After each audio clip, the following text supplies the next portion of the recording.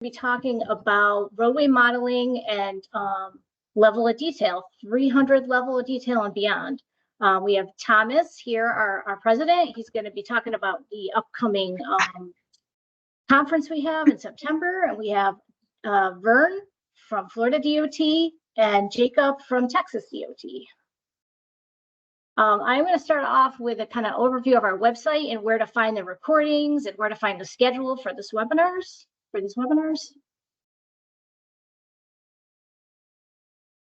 Okay, so here is the HEAP webpage. I don't know if you guys ever been to it before. This is the front page.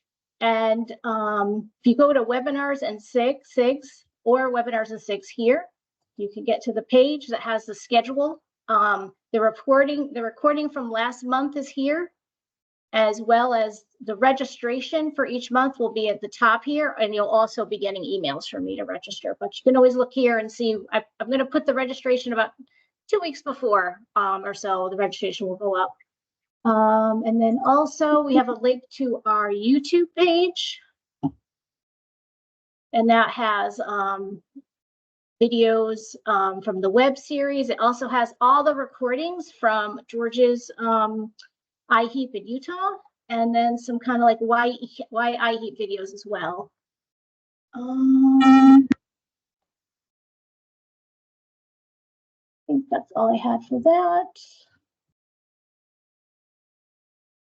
And I will hand this over to Thomas now to plug the IHEAP conference.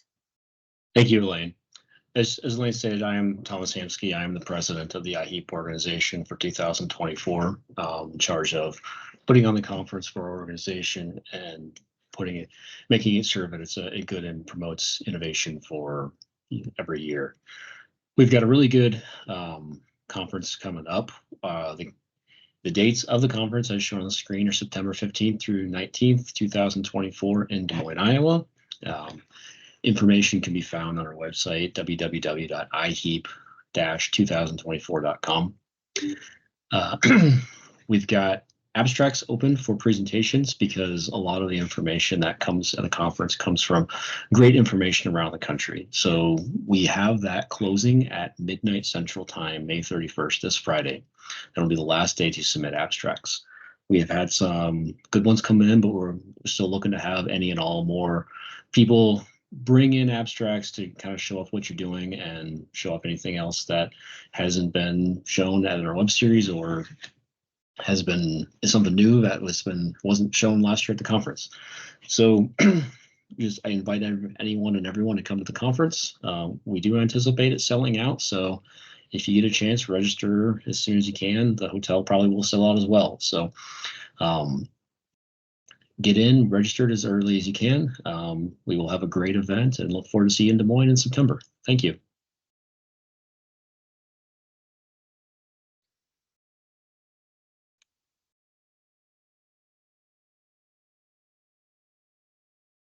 You're muted.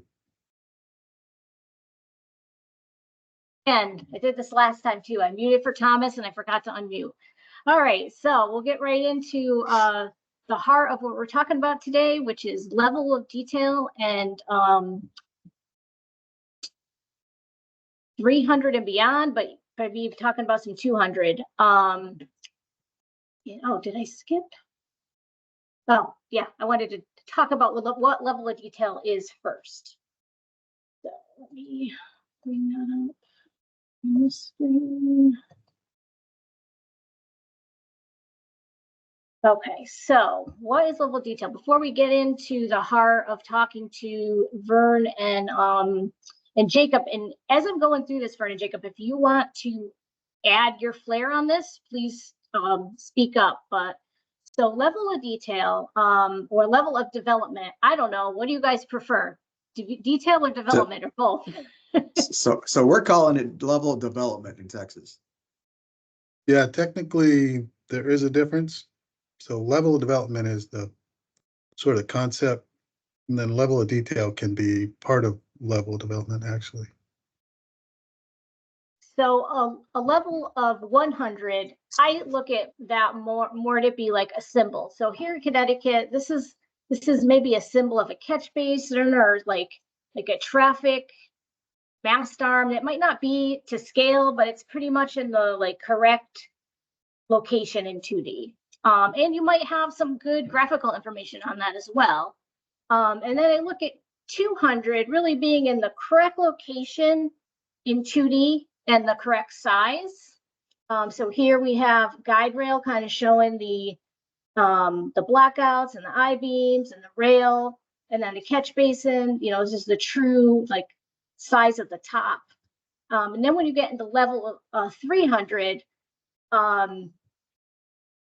this is where kind of 3D comes into place. So you can see here in 3D, I'm seeing that same I-beam and the blackout and the rail piece. And then in drainage, you know, this will allow you to see conflicts as well. You know, here we have some utilities and 3D catch basin. And then I look at 400 as 300 plus like all the nuts and bolts and rebar that might be inside of a catch basin, or the nuts and bolts that go into the fabrication of holding the guide rail together. And then 500, I don't know, 500. Why don't you guys see if you want to add anything from 100 to 400, and then we can discuss 500 a little bit. If anything more that you want to add on the other stuff there. I think you hit it pretty good as far The as only the way thing that I we're would- looking at it. Yep. The only thing I would add on level of detail 100, sometimes you don't even have a graphical symbol. It may even just be like a call out. Like you might have a call out for a sidewalk ramp that is really just referring to a detail in your standard drawings. So you might just show that we're going to put a curb ramp type C here, and it's just a call out. That would be just a level 100 without having any geometric representation of it at all. Sometimes it's just a call out. That's all I was going to add.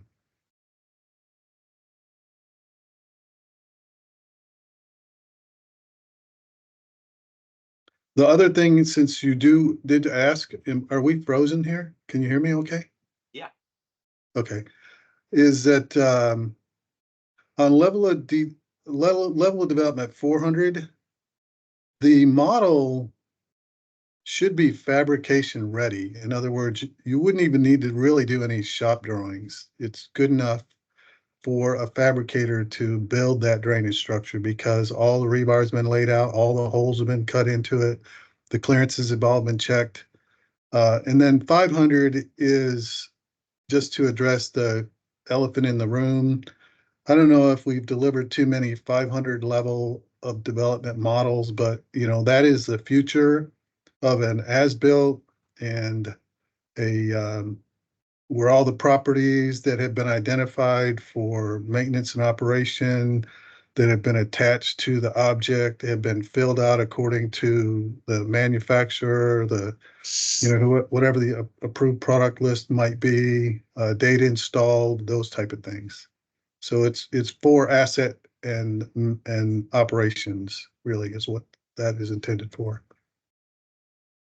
In the as-built location, to add to that. And so it looks like we lost a lane. So I'm going to go ahead and I'll kind of moderate this a little bit for us, Vern, if you're okay with that. Sure. And so let me go ahead and I'll go ahead and take over this and I'll share my screen over here. And y'all let me know, Vern, if you can let me know if you can see that. All right, good. So one things we want to talk about, and I guess we'll have to, You might have to go back a couple slides just to show that first section there. Yeah.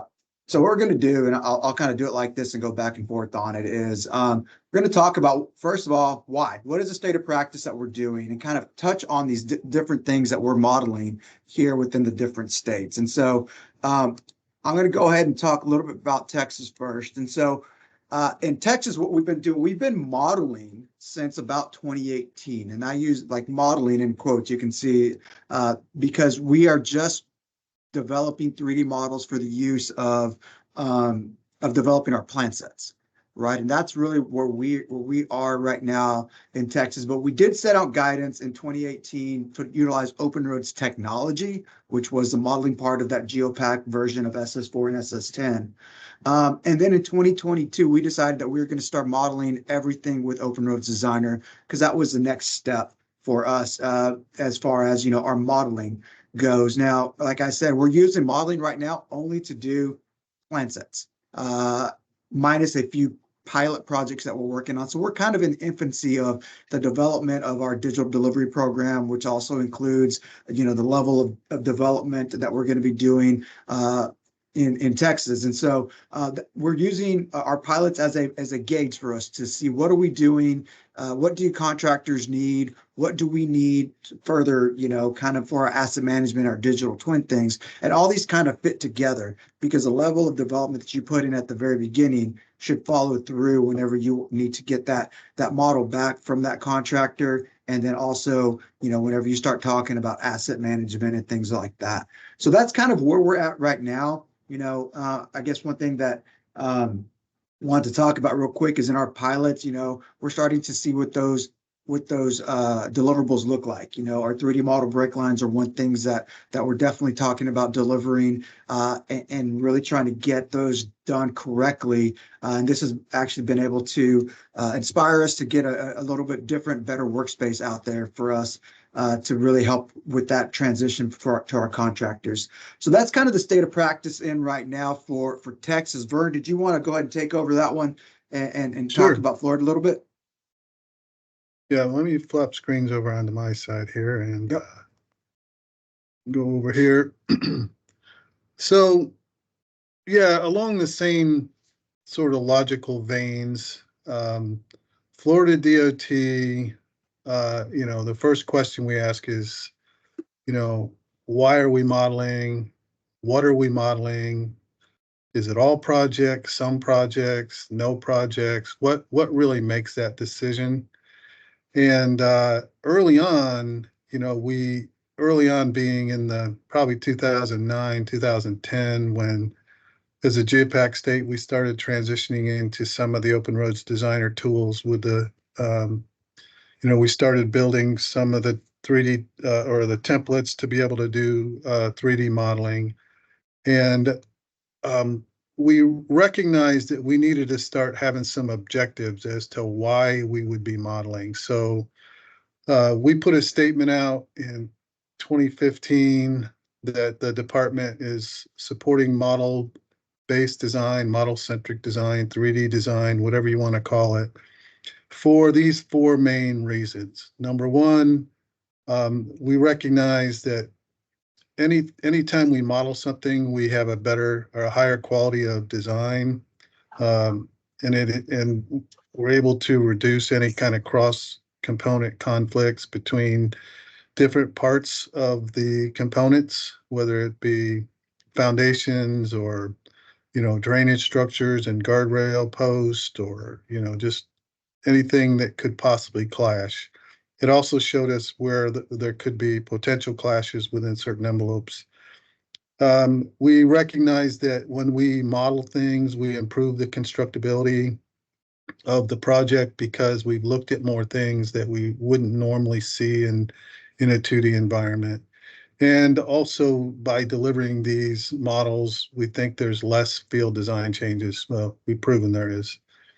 And then the next objective was, we need to provide for AMG. Why? Well, we started talking to the contractors probably 15 years ago, and some still do it, but, by and large, those that wanted to use any kind of robotics out in the field, they were building models from our plans, really from our cross sections as best they could, and then using those models to do automated machine guidance. So we felt that if we start modeling our projects, we'll at least be able to leverage those when we deliver to the contractor our designs so that they won't have to do that extra work. And it was costing the department more money.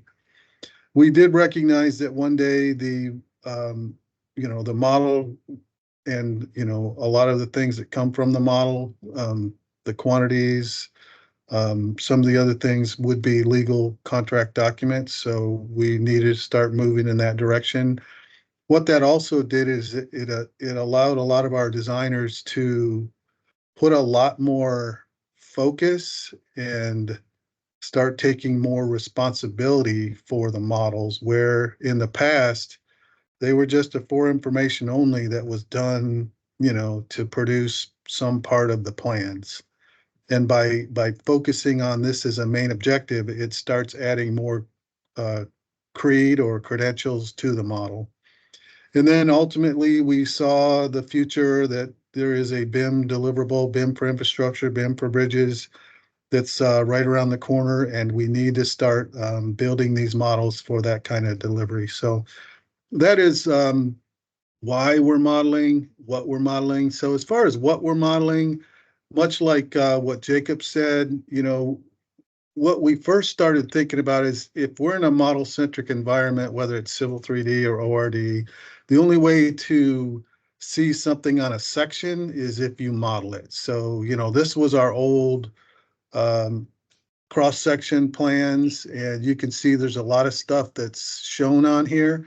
So anything that you would see on a typical section, you're going to have to model it. So existing utilities, existing drainage, proposed, any of the proposed widening, any of the existing road beds we had to model, right-of-way lines, where they're located, existing terrain, and so forth. So again, the same thing, we were recognizing that whatever is shown on cross sections is what we would need to model. And then we also advance to anything that we want to quantify from in the model, we also need to be modeling as well. So earthwork is a good example. We went away from using average end area about 3 years ago and are requiring that the surface models that you would generally calculate earthwork from have to be delivered as part of the contract documents. And then also our CEIs, the construction industry, is now starting to ask for more models because they're starting to use rovers and whatnot out in the field, and they need models to be able to do their work. So we have to deliver those as well. So a lot of the reasons why we're modeling, essentially, we're all moving in the same direction, I think, and that's kind of where we're at on that first bullet there.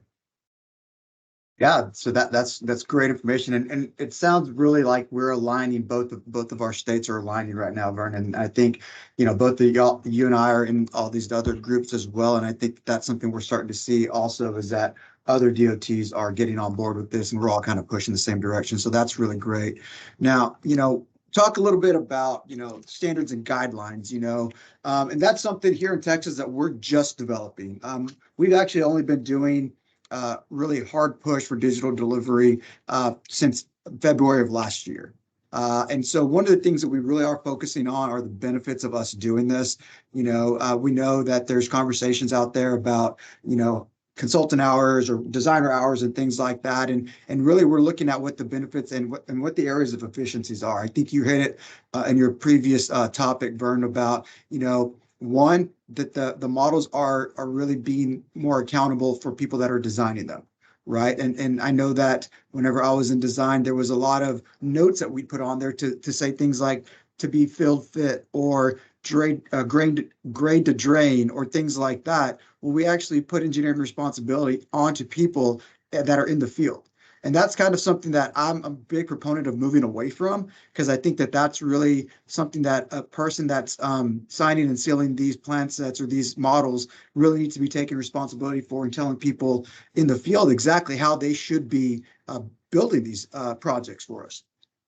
So one of the things that we have started to focus on a lot is our QC process. How are we going to review models and things like that? And one of the things we have found is that, there's going to need to be, at least in Texas, what we've kind of started to see is someone that is responsible more for this. So we've kind of developed this role of a model manager in that workflow of reviewing models, someone that's going to take responsibility for that model as far as making sure that everything is how it needs to be as far as following our guidelines and our standards and things like that. And so that's one of the new things that we started to look at in this process. We have a feeling that as we continue to progress through our exploration of this, as we go through our pilot projects and things like that, that we'll be able to identify potentially more areas that need a specialized skill set as far as, utilizing models in the field and beyond. We do have a level of development spreadsheet that's underway. That's going to be draft form, I think, sometime this fall. But right now, we've just been doing our level of development by special provision in our pilot projects. But we are working through our spec book, however many items we have here, to make sure that we can address the appropriate ones when it comes to level of development, what needs to be modeled to a certain level of development, 300, 400 if necessary. Right now, we're not looking at many 400 things. Most of the things that we're looking at are level 300 or 200. But there are opportunities for us to really explore that further. And it also helped with the development of an enhanced workspace. That's one of the things we've explored. I mentioned a second ago, and one of the things we're trying to do is make it easier for whenever our contractors get our information and really plug it into their software. So, Vern, I'm glad that you hit on that a second ago, that contractors have been doing this for years. They've been making models from our cross sections for years.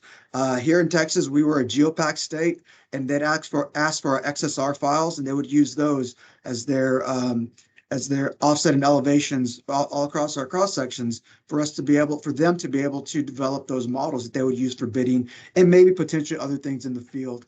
And so one of the things we're doing with this enhanced workspace is we're developing it to where it's an easy plug and play into Trimble Business Center and looking at exploring into other models and other softwares as well, so that whenever they bring it in, the levels are the same as they are in our design, as in it is in TBC or others, so that they know exactly what the intent is of each of these break lines that we bring in. So that's something we're piloting right now and really looking at ways to make things more efficient for our contractors. We've been meeting with them for several years and really getting their input. And so that's something we feel is a good partnership we've developed. And then, one of the questions that we get is about IFC, right? And that's something that, I think IFC is a really good end goal for us. I think it's a place that, when open data standards become a thing that we can utilize across all of our different disciplines, and that's going to be a really, really great thing. I also think that, I know that IFC is not really ready yet. It's not ready to the point that we are able to use a fully federated model and export it out to IFC and make it work efficiently. And the reason I know this is because we tried that on our pilot project, and when we exported it out, it came into Trimble Business Center in metric. And so since we are not a metric state, I think we tried that a long time ago, but we decided to not do that. That's not really usable for us, right? And so we're working with vendors and with Building Smart people like that to make sure that we are able to start utilizing this at some point in the future. But right now, we're at the point where we are just really trying to figure out how we can do things for now. And we really are focused on that kind of BIM life cycle, that full life cycle of, planning, design, construction, maintenance, and operation, and into asset management. Those are all things that we're exploring as we continue to develop our program here in Texas. So Vern, what are y'all doing over there in Florida when it comes to these standards and guidelines? All right. Well, first of all, I want to thank Texas for getting that extra MR in 1012 that exporting IFC now does go to Imperial, not to metric. So appreciate you guys attesting and certifying that for us. All right. So as far as standards goes, I'm gonna actually show you some standards. So when we first started supporting models, one of the first things that came up was in our staff hour estimates, SHE guidelines.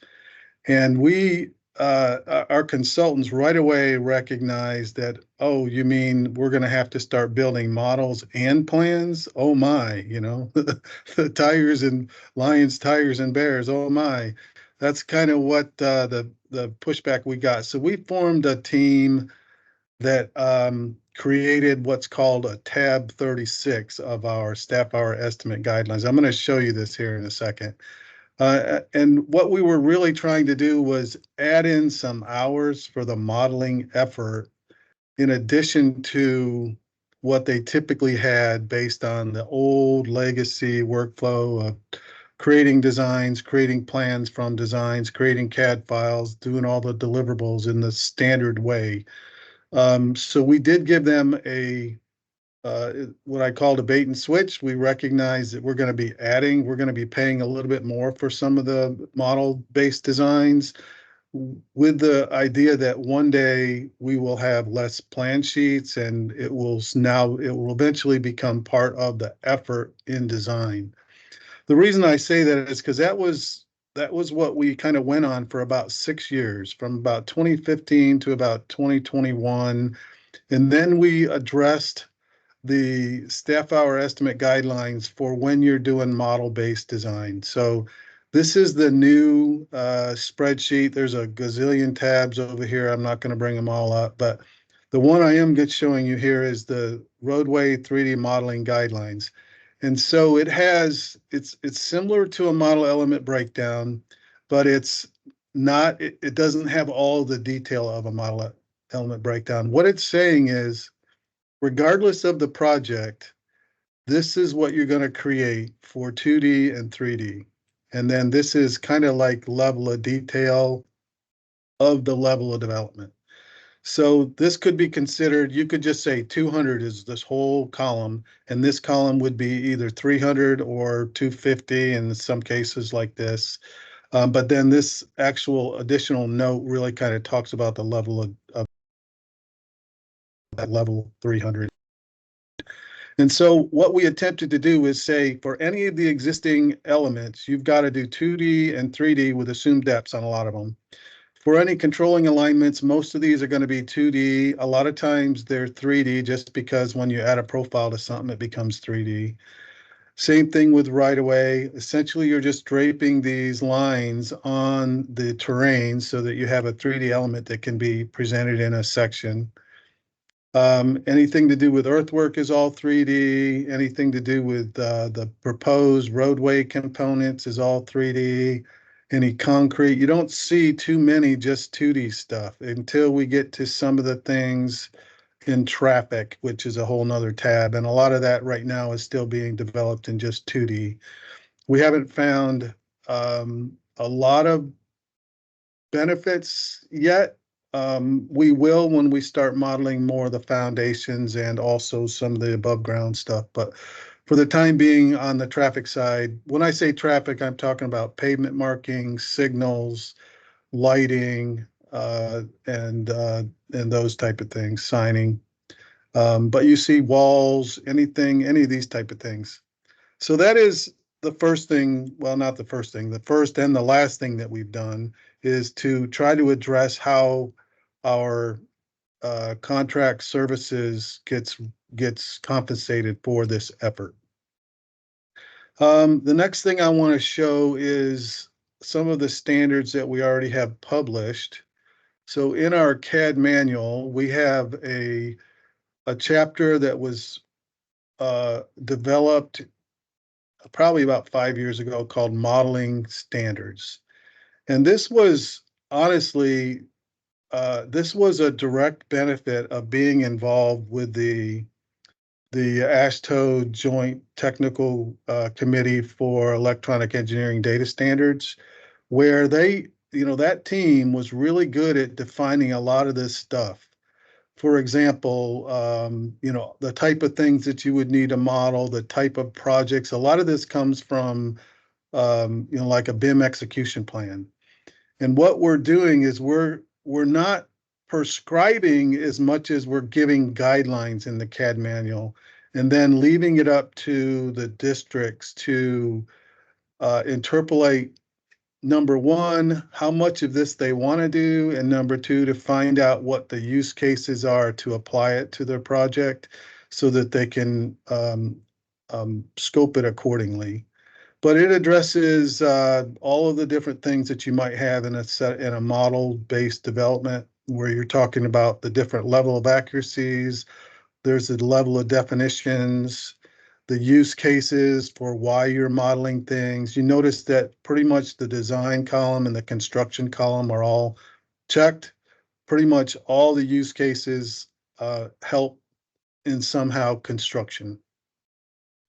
And then this is an example of a model element breakdown workbook, which I thought I had up, but if you haven't seen one of those before, you know, it's similar to this, except for it's got a lot of different other columns. You have the use case defined, whether or not it's going to be a signed and sealed document, whether or not there's level of information need attached to the elements for whatever purpose that is, whether it's used to generate quantities, and just a whole lot of different definitions about each and every component of the project that you're anticipating modeling.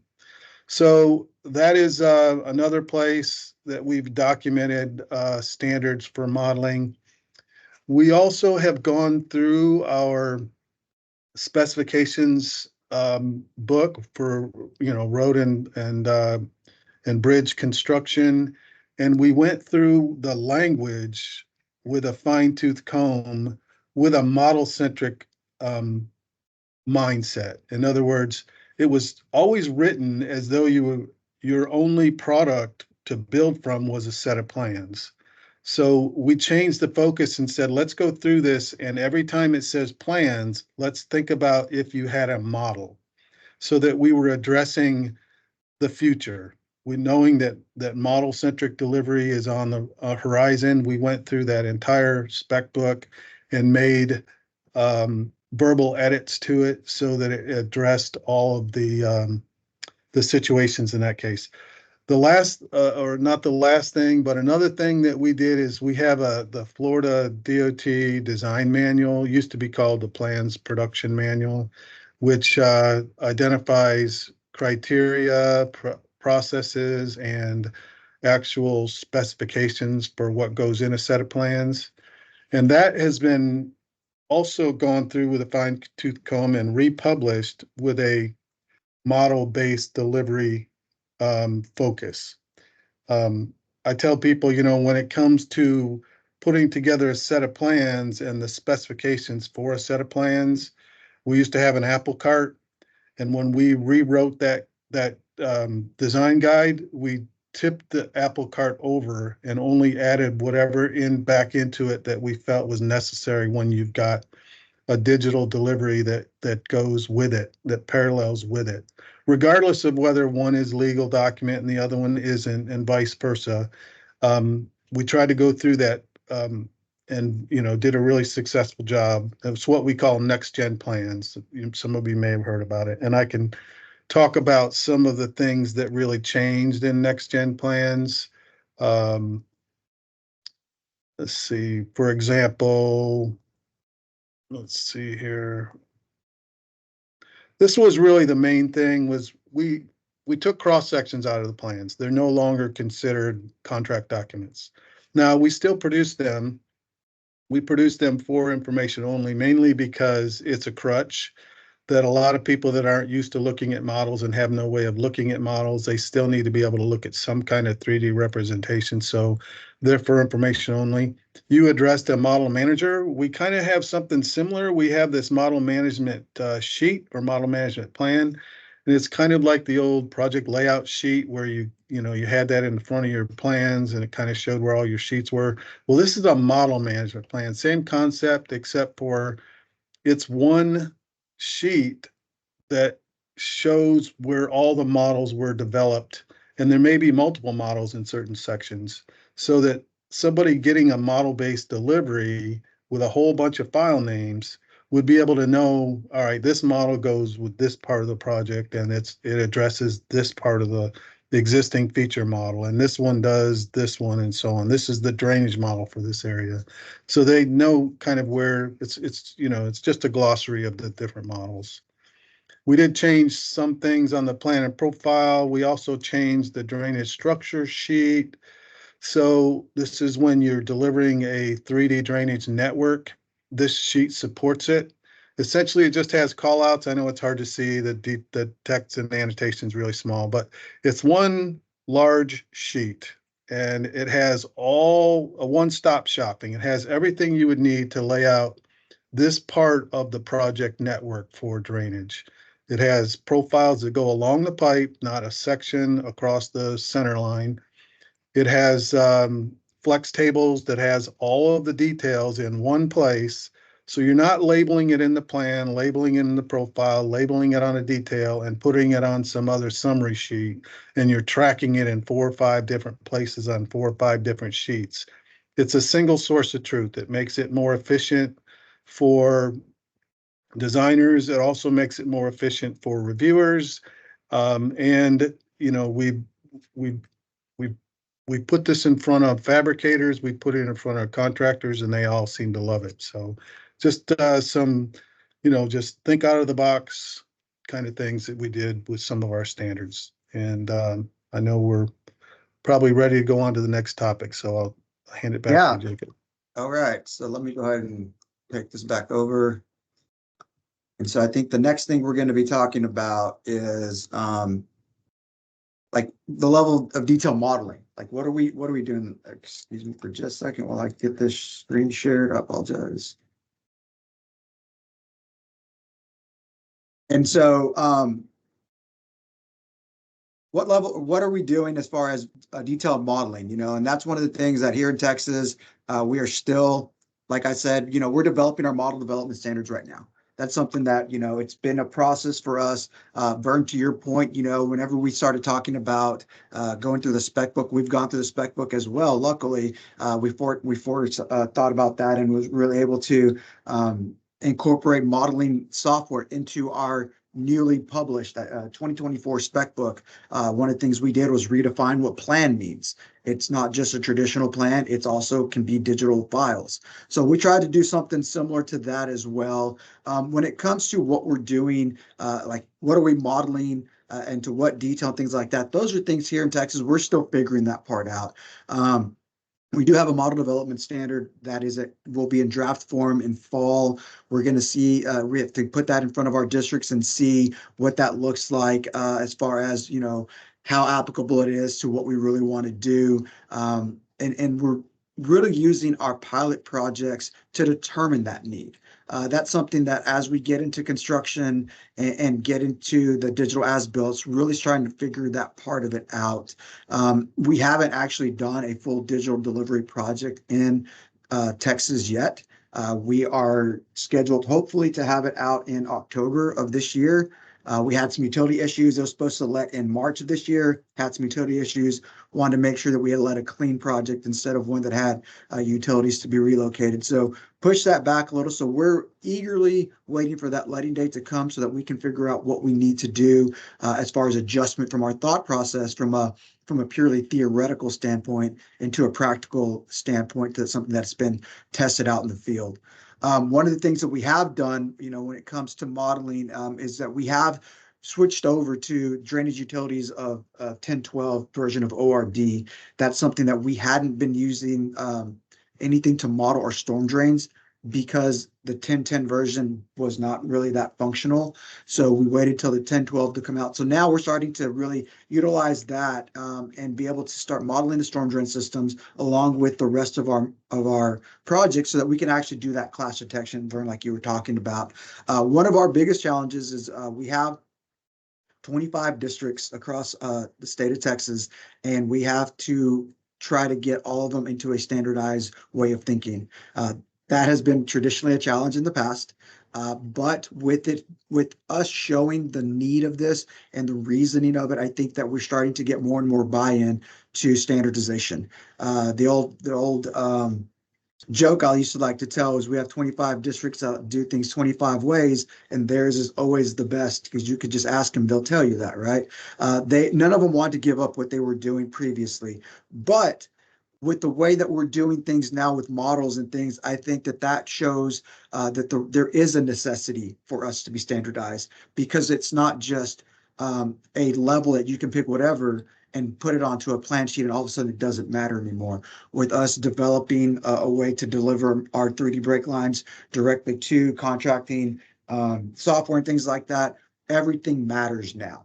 And I think that's something that we're really starting to emphasize with our districts when it comes to item types, when it comes to brake lines, when it comes to file naming conventions, all these different things, everything does matter. And so that's one of the things that we're really focusing on right now. One of the things that we have done to help with this initiative and really with the level of development especially, is we have work groups that we put together, and each work group has subgroups very specialized into different parts of the life cycle of the project, so that we can get insight as to what is necessary and what is maybe not so necessary. So you hit it like a minute ago, Vern, when you're talking about the traffic stuff, the striping, things like that.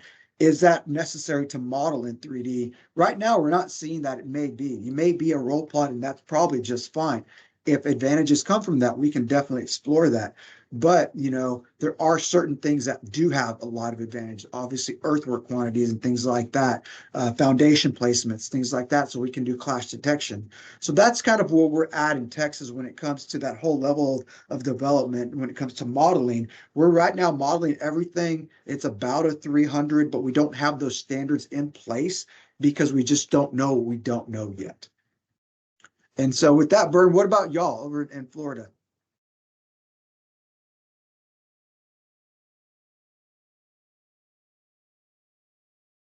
Vern, you're still muted. Okay. All right. So I'm going to switch back, and one of the things that I didn't mention, I meant to, is that we are publishing what we need for the AMG deliverables that go into a standard CAD delivery. And for a CAD delivery for us is the whole CAD project. So that has always been a requirement for the last 25, 30 years. Any project done in CAD has to be delivered to the department. We put it in its final archive, and we do the QC of it, and so that way we have a single source of the deliverable. But we do have a section in here that talks about the CAD.zip, and specifically there's a table that Florida goes by, which is the let's see if I can get to it real quick. This is the BIM zip. I should know right where it is. I go to it all the time, but it's essentially a table that shows all the 3D deliverables for all the different surfaces, line work, and that type of thing. But to address level of detail, and this has to do with modeling detail. I'm going to open up Open Roads over here and show you a few different scenarios. So I did show you that we're starting to scope out everything that should be modeled. For example, one example I wanted to talk about is like these curb ramps. The big question is, when I model a job, yeah, I get it. I need it for cross sections, but I don't always show a cross section through a curb ramp. Does that mean I need to model a curb ramp? And I always go back to why wouldn't you? If you can, why wouldn't you? And so, I mean, it just adds more detail. And in this scenario, there's three ways to handle this detail of this curb ramp. Level 100, I could just put a football out here and say this is curb ramp type C. Or I could just put this 2D level 200 and say this is curb ramp type C. Or I could actually physically model it with my template and show you that this is a curb ramp type C. So this is the different levels. So we encourage people, because it's not that much harder to do this in the model as there would be to just have a flat sidewalk that comes across here, okay? And the other thing that it's really useful for is now I need to check to see if this model meets ADA criteria. How am I going to do that? Well, it's really easy. If I, for example, I have this line that goes straight through the curb ramp. And if I open up the profile for it and zoom over here, you're going to see that if I right click on this component, I can now see what that slope is. If that slope is greater than 8.83%, I'm violating the standards, and I wouldn't know that. Like, I could easily move this. This is a 2D civil cell that I could just move. I could move it one way, one direction or the other, and it will rebuild itself. And every time I do this, it generates a different slope. You see how it's changing in the profile? That's the only way as an engineer that I'm going to be able to verify whether or not I'm meeting ADA criteria there. I can also check it on this line, which is the transverse line, right? So I put that profile over here, and then I can zoom in here and see what is this slope, because this isn't supposed to be any more than 2%. So if I right click on this, I can see that the slope is 1.998%, okay? And that's because I had a really good template. If I were to look at this template, you'll see that that is predicated on that design. So if I come over here and edit this template, you'll see that the template designer, once it opens up here, the only way this is going to work, and all of this is working off of parametric constraints. That whole curb ramp works off of parametric constraint. Even the curb on the back here is off the, so what's going on here is I'm basically taking this point and saying, when I'm in a drop curb situation for a curb ramp, I need to move this point over to the drop location. Instead of being 18 inches back of the edge of pavement, it's only 16 inches back. So if I were to take this and say horizontal point control, watch what happens as I move that point. You see how the sidewalk and everything, this is just changing a couple of constraints on a standard template. And now you'll have this whole thing modeled. All you have to do is go into the corridor objects for that corridor and add a few parametric constraints to make that work. And you can see here they are. I'm transitioning from, in this case, that's the 0.33 is the difference between where the face of that curb is. It goes from 4 inches back to 0 at the drop location. Then it stays at 0, then it goes back to 4 inches. And then this is just the sidewalk width transitioning, because you right here, you need to transition this out to the full depth or the full width before you can actually develop the drop curb in that location. And so it serves a couple of purposes. Number one, I'm going to get more accurate quantities from my curb, from my sidewalk. I'm also going to get 3D line strings if I wanted to give them to the contractor. And I'm also able to validate the design criteria in that situation. And it's really simple to be able to do that. So that's one example. Another example might be, if you look at this ADA connection is supposed to go through this island and then over to the other curb on the other side, which it isn't modeled there. So I would expect, and I do, when I'm reviewing models, I would expect a cutout in this island along with sidewalk in here at grade through this island. And that's real easy to model too. You can do the same thing with this curb. Instead of just having it be a full height curb, you add a parametric constraint, you set it to 0 across that distance. You can also model in a concrete slab with the 4 points. Real easy to do. Other places where you have to do extra detail modeling, for example, here. Obviously, this is what we call a type F curb. When you get to the back of the curb, it goes up at 2%. But yet this is a shoulder that goes down at 6%. So there's a big transition between what happens at the end of a curb and what happens at a shoulder. So I would expect the modelers to transition this curb depth down and to start parametric changing this transition, either the shoulder up or the sidewalk down, so that these two match. Otherwise, the contractor gets out in this location. Well, number one, notice this model has got a gap there. There's actually a small physical gap there. Well, there's a gap here at the edge, which should be there, but these type of things need to be transitioned out in your model so that your 3D break lines work, and they'll be able to connect to one another, and the contractor has more information to model against. Jacob, you hit on a very good point. In the old days, when we were putting plans together, we never looked at these details, right? We just ended the curb there. We might say transition curb or something like that. There's a sidewalk there that ends, or maybe it goes off to some other place and it sits right next to a shoulder. We never even thought about how the contractor builds this, right? Now we have to start thinking that and providing for it in our models. One time we delivered a model that didn't have a detail for a ramp gore area.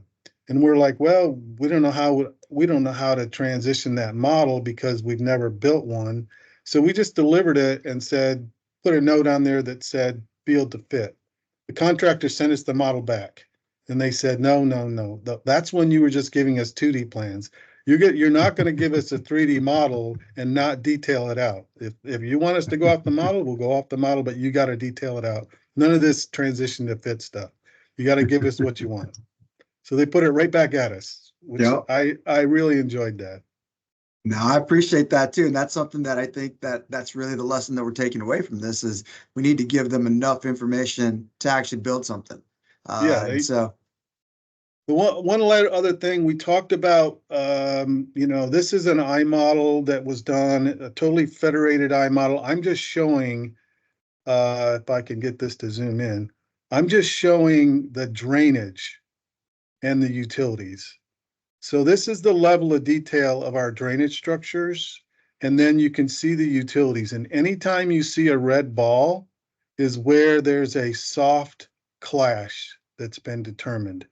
So this is one of the benefits of a truly federated, where these utilities were modeled in one file.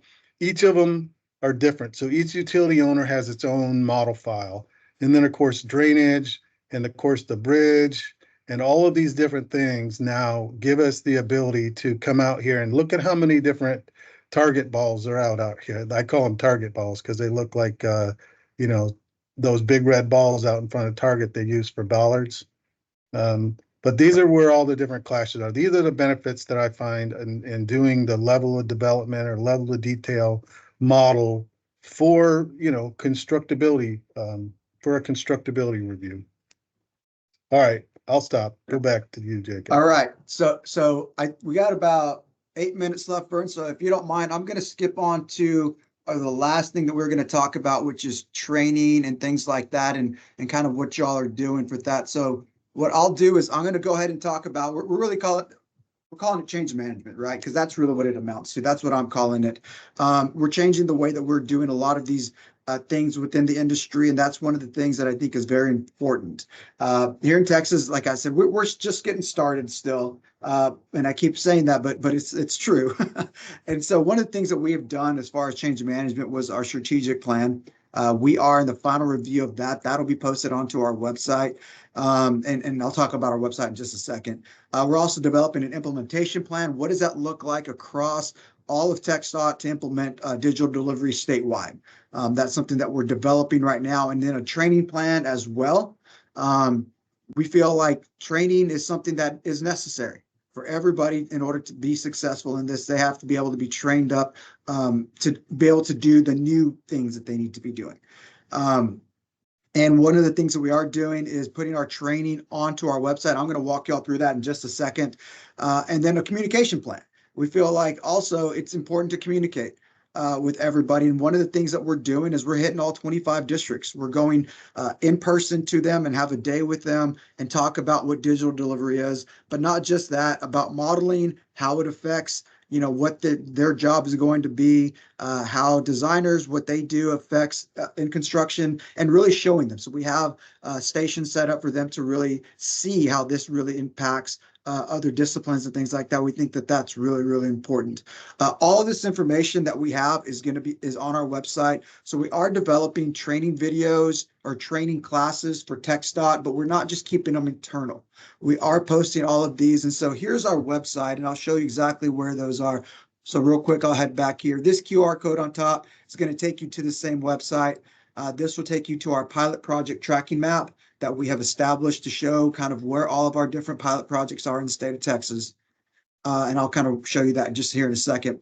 So if you come to our website, if you go into digital delivery training, right now we just have 2 courses up. We have a Roadway course that is an internal course that we developed for people to get credit for, but it can be offered externally, right? And so we have our workbook here, we have a training data set, and then we have videos that are broken down by every chapter of the workbook. You can follow along with these videos and follow along in the manual, and you'll understand exactly what is being taught in those because this is how our classes are run, exactly like this. We also have a bridge one as well. Let me go back. And so the bridge one is right here as well. It'll be exact same thing.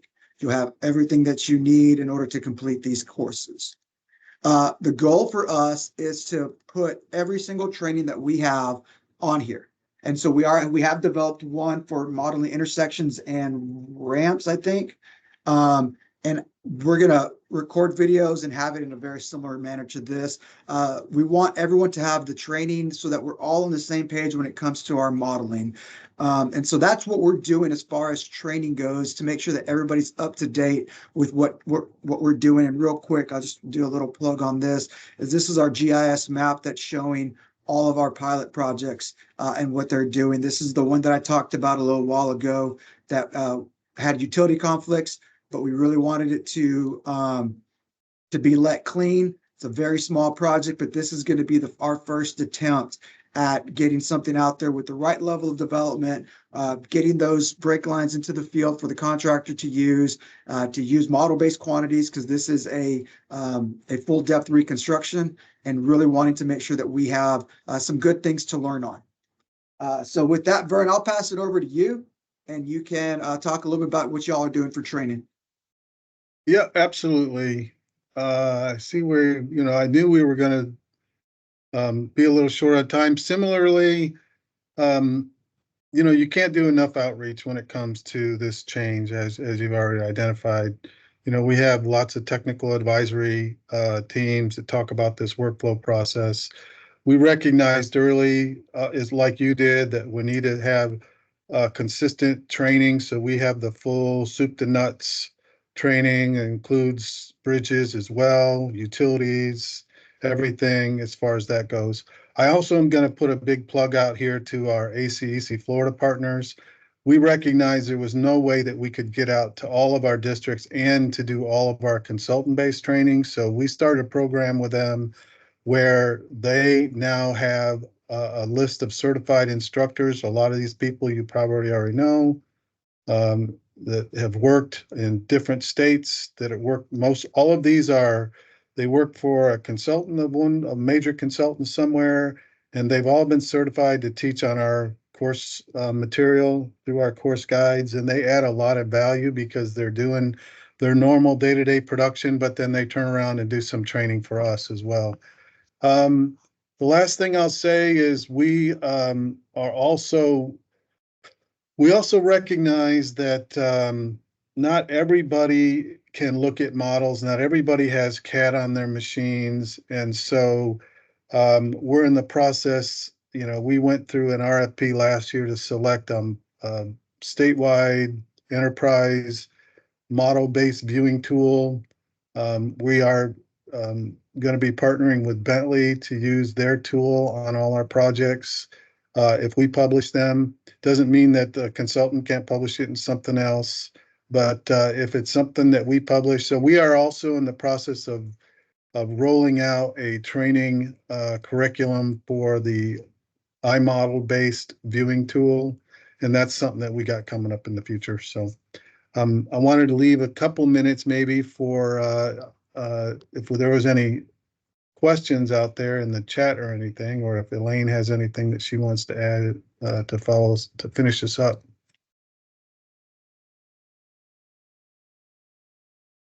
I unmuted myself. I'm still on my phone. Okay. Lost internet, but I still have cell service. Yeah, all sounds good. I don't know if I don't know if I am able to unmute everyone from my phone. Well, I can see some of the questions here in the chat. And I don't know if it looks like we're right up against the hour, so we may have to just put together an answer document for some of these questions and then just post it with the video if you can do that, Elaine. Yeah, that sounds good. We can create a document and put something up Okay. there. All right. Well, thanks for carrying this for me. I appreciate it.